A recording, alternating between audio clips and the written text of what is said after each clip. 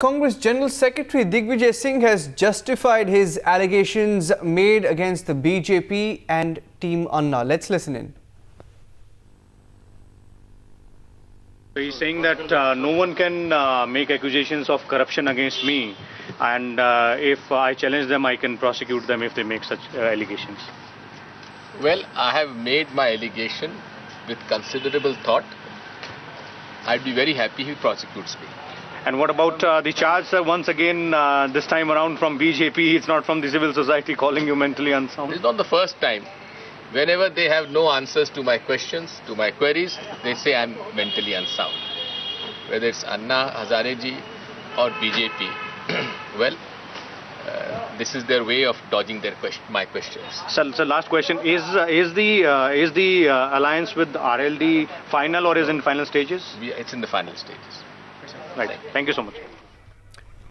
And we have Jaguri on the phone line joining us. Jaguri, this war of words that's ensued between the Congress General Secretary and BJP and Team Anna is only escalating every single day. He's justifying his allegations made against the BJP and Team Anna.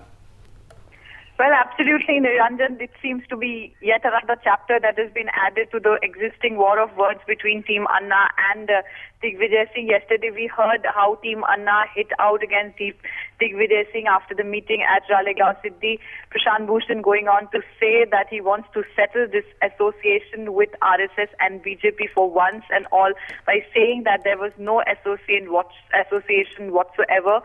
But we've seen again Digvijay Singh coming out this morning and hitting out both against the BJP and Team Anna by saying that he has proof against both for corruptions, and that is why he has been leveling whatever accusation against them.